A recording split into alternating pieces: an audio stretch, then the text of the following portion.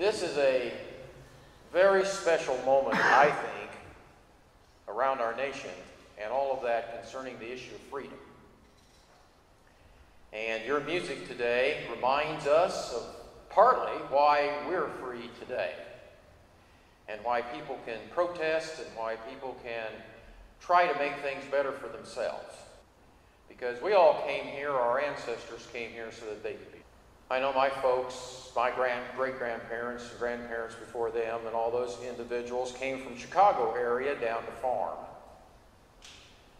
and settled into the Illinois land as well as just across the border into the Indiana farm so that they could be free. And my grandpa was a very humble tenant farmer.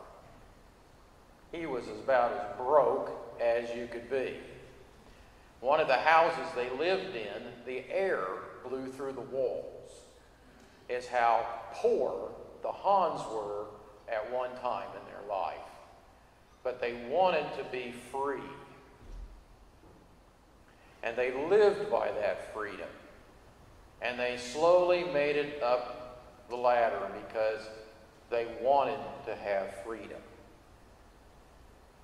And so that's why we get in today. How many individuals here fought in the wars? I know I've got one. There's others, aren't there? I mean, that are still coming. I got one individual. I had one church once that I think half the men that stood up had fought in some sort of war when I was pastoring at that time. I was really surprised that many had been in the armed forces somewhere at that time. But many had been. And one of the things that I want to make a quick comment about before I get into the sermon is that I can't count how many, it's got to be millions, I assume, have lost their lives so that you and I could sit here and be free, or lost a limb, or lost a toe, or lost something. Arm, maybe gone crazy up here for our freedom. And I am thankful for those individuals that believed in having freedom for all of us, because they thought of us, even though maybe they didn't even know who we were. They just knew we were coming. And they died so that we could have freedom in the future.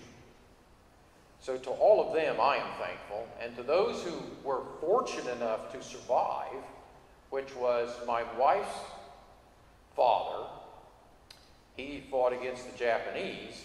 He managed to survive. And he used to tell us a little bit about what he went through. And it wasn't easy. He was a U.S. Marine in his case. So many individuals have gone through a lot so that we can be sitting here today. I want to begin my sermon today talking about sacrifice. Many people have sacrificed so that we could have a day like today. But putting it in the religious frame, a lot of people sacrificed coming from Europe and other different areas because the church people were being persecuted and came over from Europe over to America to make a life for themselves, to find freedom.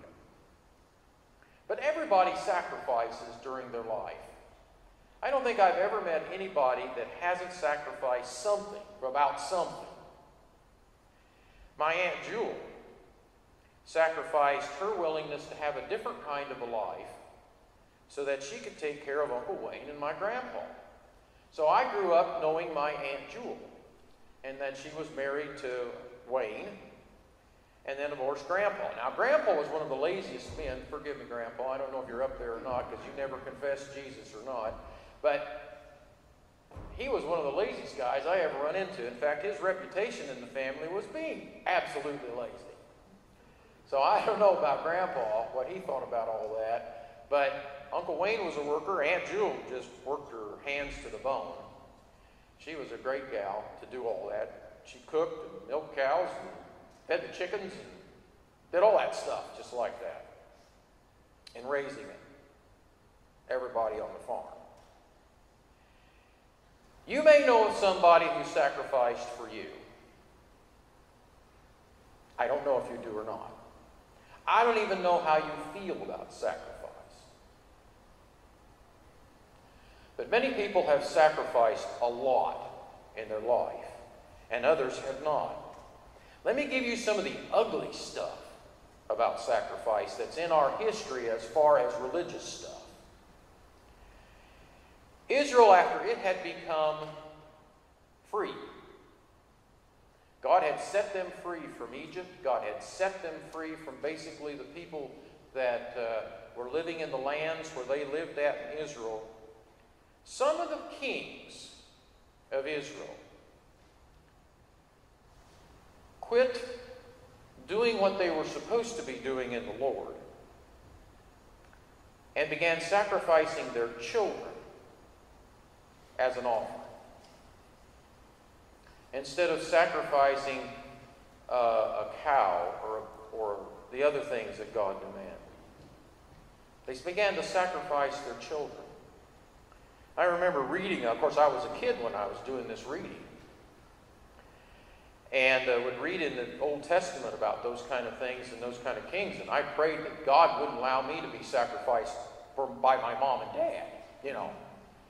But it was really kind of strange to read that in the scriptures, that our history in Israel is pretty ugly during that period of time.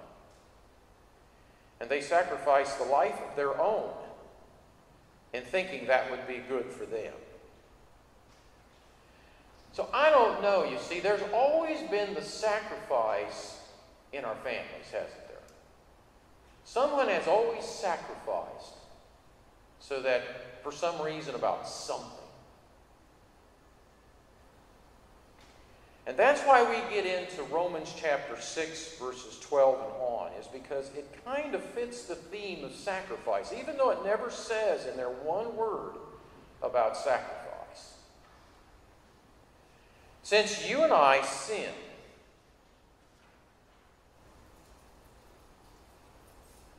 it becomes the ruler of our life. I don't know if any of you have ever stolen anything in your life, or had a history of stealing. I don't know if any of you have ever stolen something even though you didn't need it. Lying can be the same way. I can have a history of lying in my life, and I can lie for no reason. I don't know if any of you have ever experienced that. There may be other things that you experience. Sometimes you curse when you don't need to curse. Now, there may be times you think you really need to curse, but I don't know, like when you hit your finger with a hammer or something, or whatever, smash a finger in a door, or whatever like that. I don't know. You know, those are the iffy moments. But some of us curse when we don't even need to curse. You see, even for Christians, there are always some sort of level of sin that we seem to be dealing with in our life. And it may be very different from me than from you. You may not have any issue about this particular world of the sinful life, and I might, and vice versa. That's just kind of the way it works with, and the scriptures call it the body. It rules in our bodies, is the way the scriptures talk about it. And you do what it wants when it wants you to do it. And to get away from that, we can find freedom, you see, freedom from that through Christ. So when I accept Jesus Christ in my life, He can set me free from sinning. Now, most of you may have heard that a million times in your life. That you can be set free from lying. You can be set free from stealing. You can be set free from any sin that you've ever committed in your life. And it is truly possible to do. Don't ever let any kind of thinking convince you that it's not possible to do, because it is. Christ's power is great enough to break any kind of sin. But you have to sacrifice. Now listen to this. Let's say that you have a consistent way of doing some lying. And it pays off. Let me give you an example. You do something that your wife doesn't like. You know it very well. But you do it anyway. Let's say the wife does the same thing to the husband. She knows he doesn't like this either. And she does it anyway. Because she believes she's got something to gain. Vice versa the other way. The man believes he's got something to gain. It could be against children and father and mother. That would happen a lot, by the way. It could be other ways. It could be you and your job, or your job against you. The job knows that they're hurting you, but they do it anyway. That kind of craziness goes on all the time in our world, doesn't it? And to be able to give it up means that you have to give up what you think you'll gain by doing it. Now that registers, doesn't it? I'll have to sacrifice what I would get out of sinning. I have to sacrifice that to do the good. And we're so used to doing the other that it's hard for us to get mentally around the idea that it will be better if we do good. Now, this is the kind of craziness that goes on in our heads. Don't get me wrong, because you see it all the time. We have way too many killings in this area for this stuff not to be going on. Way too many thefts. You see the looting and all that stuff that goes on with, like, all the riots and all that stuff. That results out of all this. They take advantage of the moment. And so they break windows and go in and loot everything just to gain something out of it. It's not to promote a cause. And we all know that. It's to take something they want. And they can take it because there's nobody there to stop them. And if you try to stop them, we just might shoot you too. See, this goes really deep. And this is part of why I think our 4th of July is so important. For us to once again understand what freedom is. You see, Israel went through it when their kings killed their kids. We go through it all the time. So I want to ask you one question, and there might be some things that bother you a lot. What have you sacrificed for your family so that you understand sacrificial stuff? So that you understand how that goes and where that goes. All right, let me go into something else. So at this point in Romans, Paul says, if you stop sinning, God will bless you. And you go, well, what in the world are you talking about there? Well, he says, you first of all, you have to give up sinning, which is a sacrifice. Then you gain something out of it. And see, that's what we forget. We forget that we gain the Spirit of God inside of us. We forget that we gain gentleness, peace, control, all kinds of wonderful things out of the Spirit of God that's supposed to come into our hearts and souls when we give up what we give up, when we give up sinning. But we forget about that stuff. I sin a lot for a moment. And then I wonder why I'm not at peace anymore. I can't sleep at night.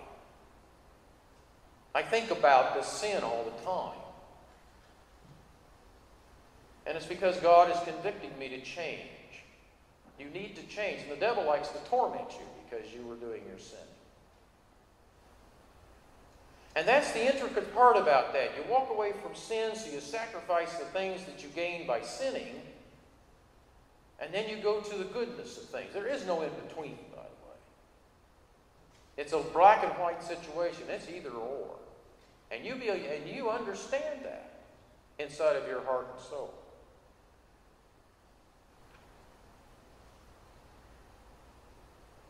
So this sacrifice of sinning is an issue in Christian life. It is righteousness to stop sinning. If you want to know what righteousness is, it's you doing the right thing. That's all it is. With the help of God. You gain something by doing good instead of the other. Now let me give you an example that when you begin to follow Christ, it comes out of the Old Testament, by the way. When you begin to follow Christ, then Christ wants to make that nature of righteousness actually active in you and wants you to become a better Christian. So let me give you how he tested some people in the Old Testament. Do you remember Abraham? Of course you do. Abraham was the fellow who began, really, the Israel nation. Going way, way, way, way back. Father Abraham. I used to sing songs in Sunday school about Father Abraham. In learning about the wonders and beauties of all that time back. Well, he had a son eventually. By the way, do you remember how long that took in him having Isaac?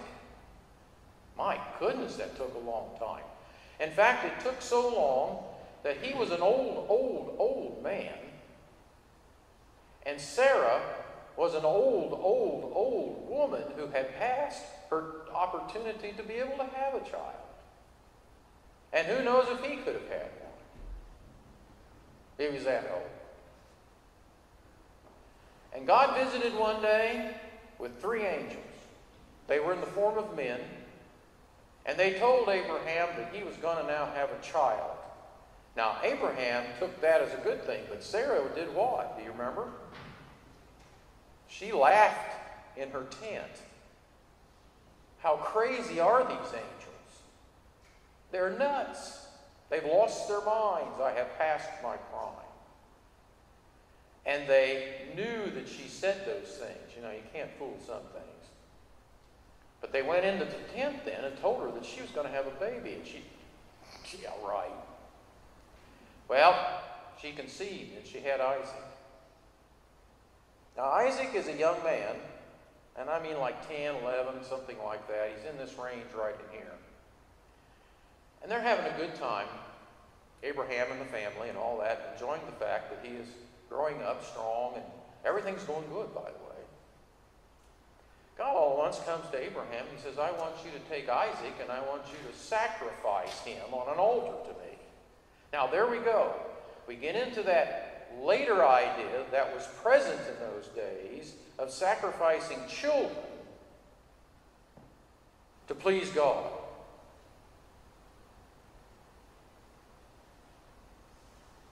Which did happen in Israel later on, as I described to you. So Abraham gathers his stuff with Isaac and says, we're going to go sacrifice. Well, Isaac has no idea what's going on. He doesn't tell Isaac. They finally get to the place where God wants him to be. And I know you probably remember the story now. He ties Isaac to the altar. He raises his hand in the air with a knife. And then God stops him. And the test is not maybe what you think. The test is simply this. I wanted to know if you loved me more than you loved your son.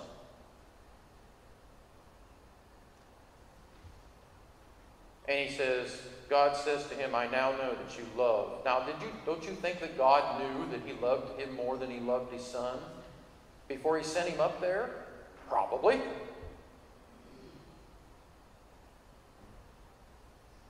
But he wanted Abraham to know. It would make Abraham stronger in his own heart and soul. And to put God first in your life above your family, and this is a big issue, gang, for Christians. Big issue. It's a big sacrifice. That's why I'm bringing it up today. It's a monstrous sacrifice for us to put God before our family. But God says, I will work it all out. I will make it happen. If you put me first, then everything else will fall in line. But you know what? We don't believe that. A lot of times we don't believe that if we put our God first above our families, that everything else will fall in line. A lot of times we don't buy it. It's a big issue for us as Christians. Doesn't mean a thing to the rest of the world, but it does to us. It does to God. That kind of a test isn't over at all. Every family that commits themselves to Christ will have that test somewhere along the line. I certainly had it many times. And it will occur. And that's why I'm bringing it up to you.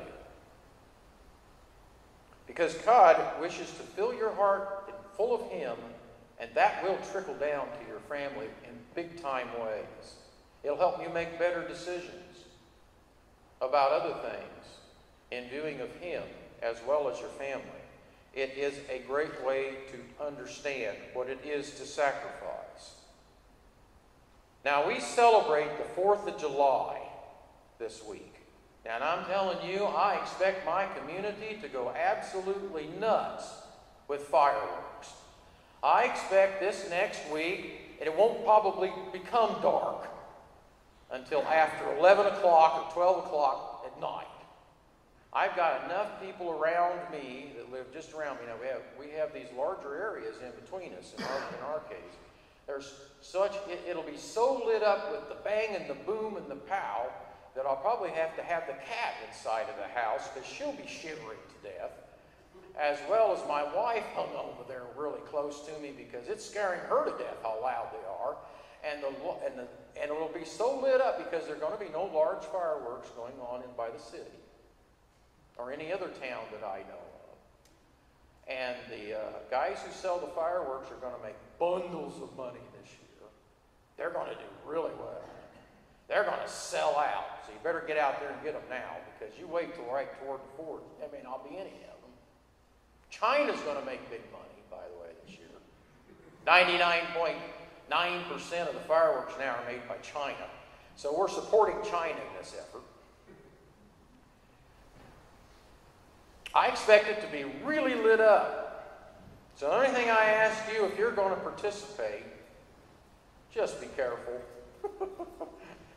I remember a ball game that I had once around the 4th of July. I was 12 years old.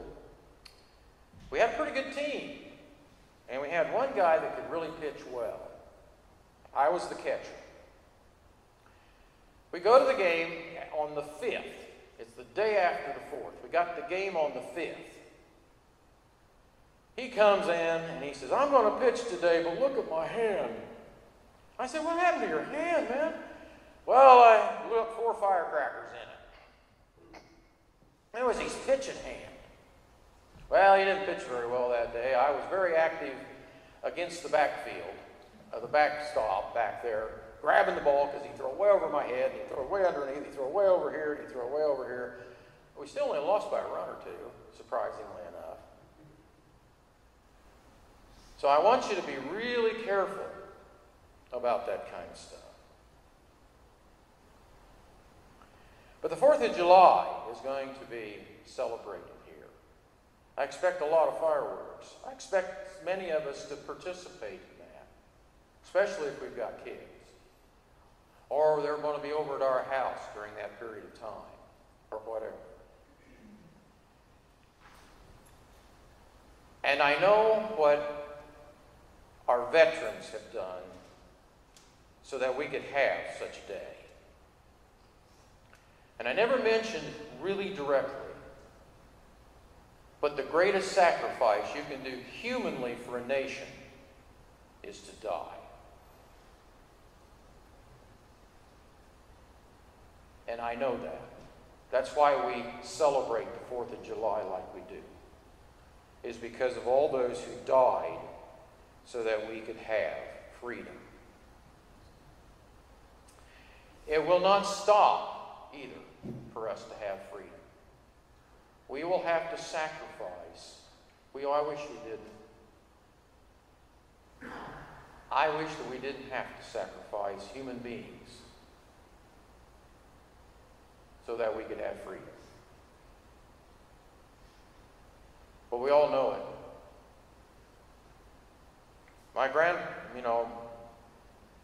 Marilyn's father, when he enlisted in the Marines, enlisted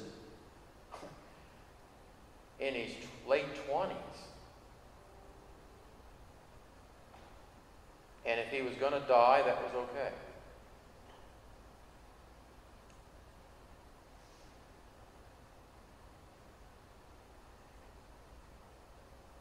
The Black Lives Matter movement is pushing us to change our hearts.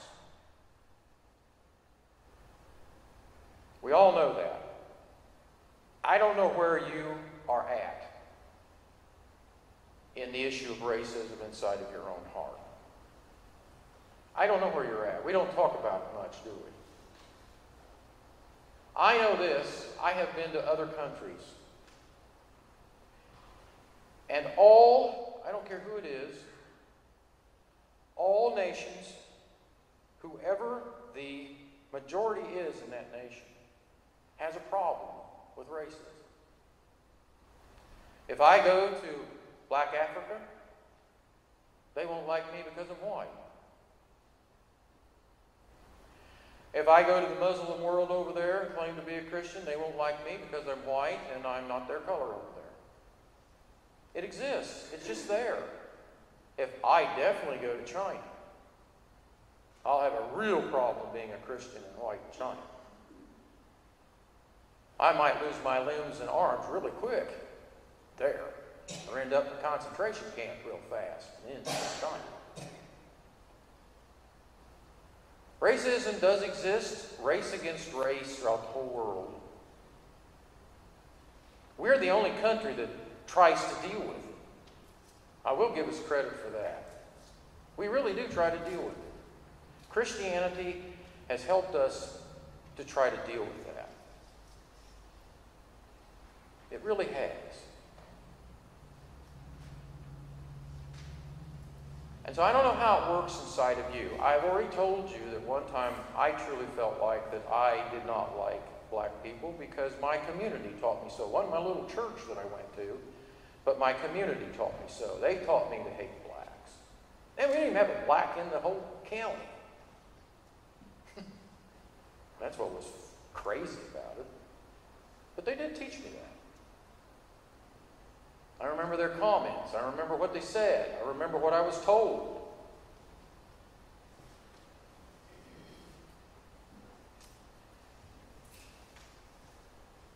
If there is going to be any change, there will be sacrifice.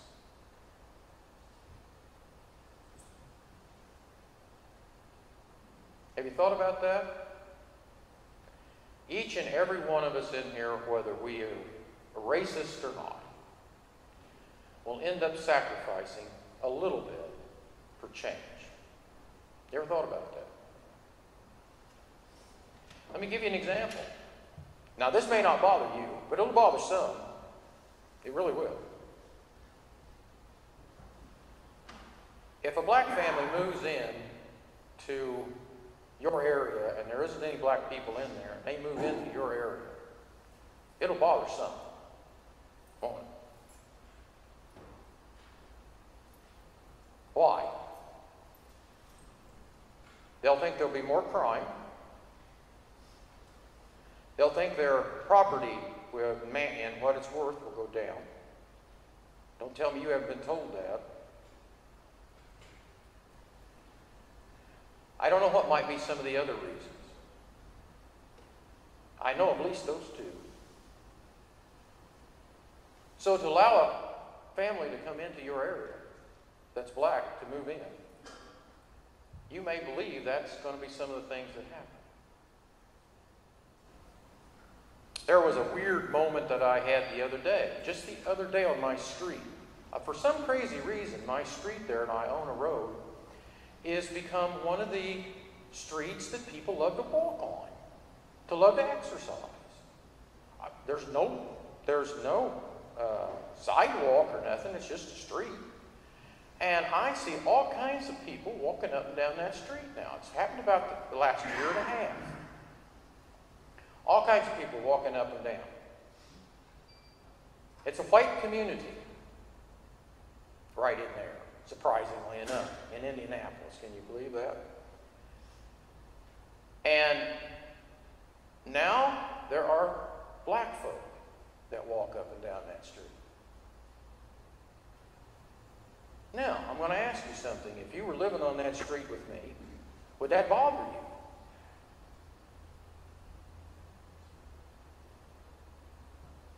I walked out of my door one day, out of the front door of my house one day, went down to get the mail, which is right there in front of the road, you know.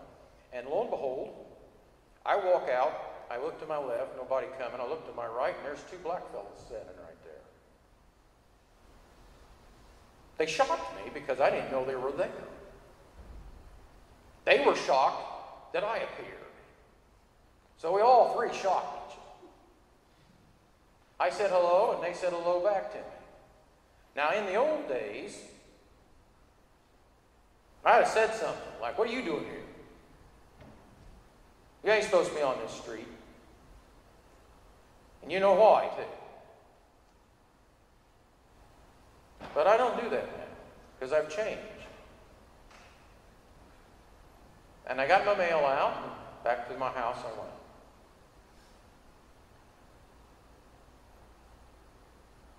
I'm asking you these questions because the change in what's going to take place a little bit again from the 60s, now it's rolled into the nowadays, is coming a little bit more. All of us are going to face this.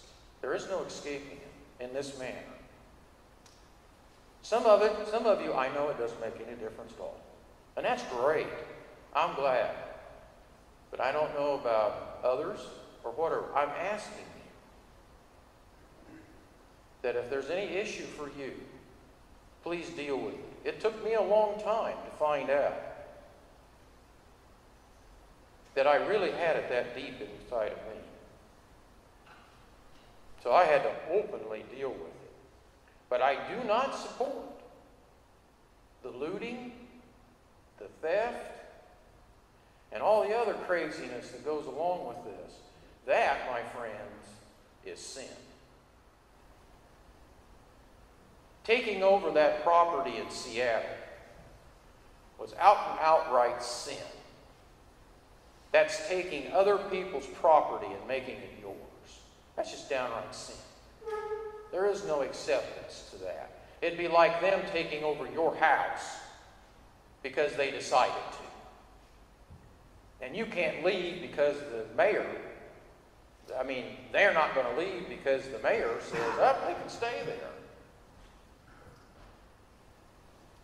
That's just downright sin. And I bring this all up because all these years that our people fought for the freedom of America, the freedom that we have looked for is to be for everybody. But it doesn't allow you to do absolutely anything you want, does it?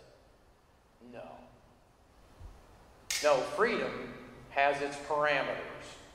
To keep freedom, you have to be respectful to each other. And that's what Jesus Christ is saying to us. Leave the sin and take on the good. And let the good stay inside of us. And realize what we are sacrificing for. I believe my sacrifice has been worth it. I'm asking you to look at what you'll be sacrificing. Not only about this, but whatever the future is. Remember, when you sacrifice for the right things, you gain more and more of God inside of you. Because we know Him. And we gain more of that. Fruits of the Spirit is what you gain. forbearance, patience. All those things is what you gain. So, our flag that's been burned lately, which always aggravates me, by the way, stands for freedom. But to those who burn it, they don't think it does. But I do. I think it stands for freedom. And I like the music that was played today. And I like the flute music that was played today. And I like the songs that we sing about America. Because it means that I can be free and other people can be free with me. God bless America. And you too.